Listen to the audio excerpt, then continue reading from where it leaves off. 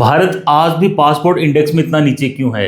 ये सवाल सिर्फ यात्रा की आज़ादी का नहीं, बल्कि हमारी ग्लोबल पावर, हमारे भरोसे और हमारी असल हैसियत का सवाल है। हम चांद पर तिरंगा फहरा चुके हैं, दुनिया की सबसे बड़ी अर्थव्यवस्थाओं में गिने जाते हैं, हमारे सैकड़ों सैटेलाइट अंतरिक्ष में घूम रहे हैं, फिर भी भारतीय पासपोर्ट दुनिया के कमजोर पासपोर्टों में गिना जाता है।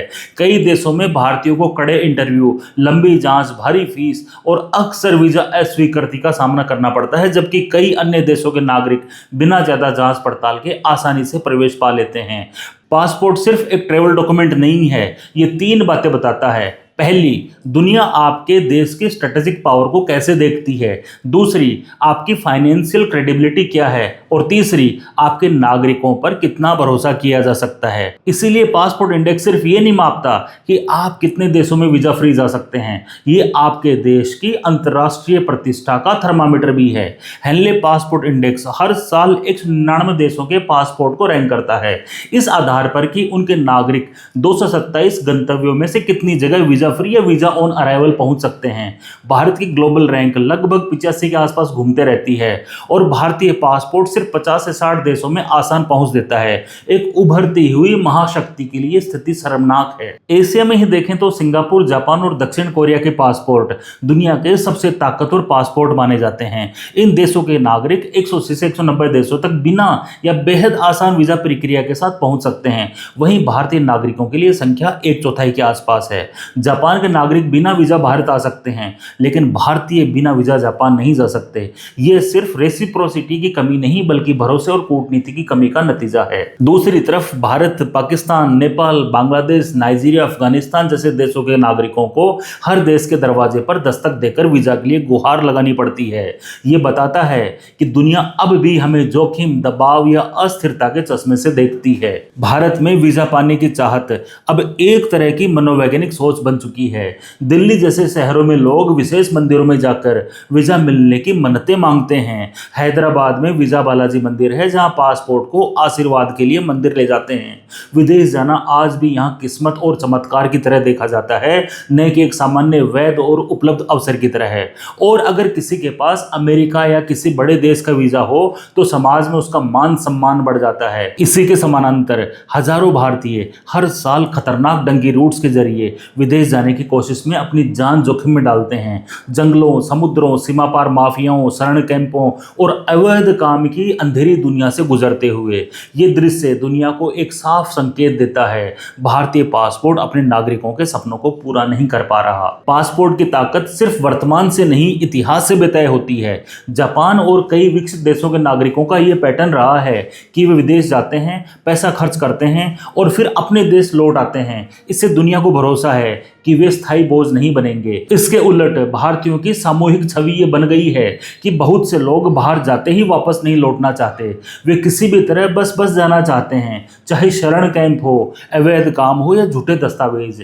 जब ये व्यवहार पैटर्न बन जाता है तो नियमों का पालन करने वाले भी भारतीय उसी शक की छाया में आ जाते हैं, जिसका परिणाम होता है सख्त वीजा नीतियां, लंबी जांच और कमजोर पासपोर्ट की मोहर। अमेरिका, कनाडा और कई यूरोपीय देशों ने पिछले वर्षों में भारतीयों के लिए इमिग्रेशन नियम और भी कड़े किए हैं। H1B वीजा जैसे मामलों ने साफ दिखा दिया है कि दुनिया हमें उतना भरोसेमंद नहीं मानती जितना हम अपने बारे में मानते हैं। यही कारण है कि जिन लोगों के पास अमेरिकी वीजा, ग्रीन कार्ड या किसी विकसित देश का लंबी अवधि का वीजा होता है, उनका सामाजिक दर्जा भारत में बदल जाता है। एक 10 वर्षीय अमेरिकी वीजा तक स्टेटस सिंबल बन जाता है।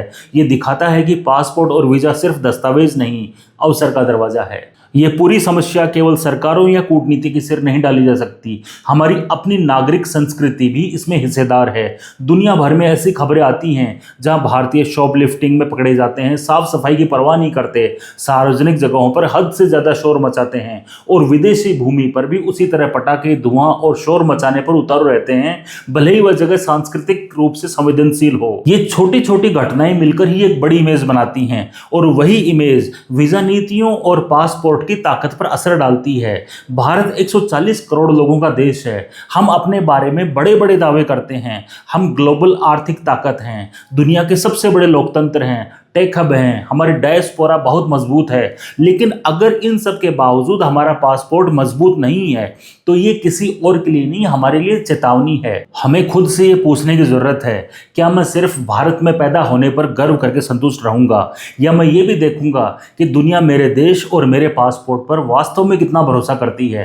पासपोर्ट अगर लॉकर में बंद पड़ा है तो उसे एक बार हाथ में लेकर खुद से पूछिए, क्या मैं इस सीमित मोबिलिटी से संतुष्ट हूं, या मैं ये चाहता हूं कि मेरे देश की पहुंच, अवसर और आज़ादी इससे कहीं ज़्यादा हो। यात्रा की आज़ादी कोई विलासिता नहीं, यह 21वीं सदी में अवसर और सम्मान का अधिकार है। दूसरी ओर अंतर्राष्ट्रीय एक्सपोजर की असल कीमत कोई और नहीं, वही समझता है जिसने दुनिया देखी हो। यात्रा इंसान को बदल देती है, नई सोच, नए विचार, नई समझ। लेकिन सख्त वीज़ा नीतियों और सीमित मोबिलिटी की वजह से भारतीय युवाओं को सीखने और बढ़ने के उतने मौके नहीं मिल पाते जितने दुनिया के अन्य देशों के लोगों को मिलते हैं। हमें समझना होगा कि दुनिया हम पर भरोसा नहीं करती उतना जितना हम अपने बारे में सोचते हैं। इस अंतर को कम करना ही असली काम है। सिर्फ नारे लगाने से नहीं, बल्कि वैश्विक स्तर पर अपनी आर्थिक और राजनीतिक विश्वसनीयता मजबूत करनी होगी, नियमों का पालन करने वाली नागरिक संस्कृति बनानी होगी और विदेशों में जिम्मेदार, संवेदनशील, सभ्य भारतीय बनकर रहना होगा। क्योंकि अंत में पासपोर्ट की ताकत सिर्फ सरकार की नहीं, हर नागरिक के चरित्र, व्यवहार और जिम्मेदारी से बनती है।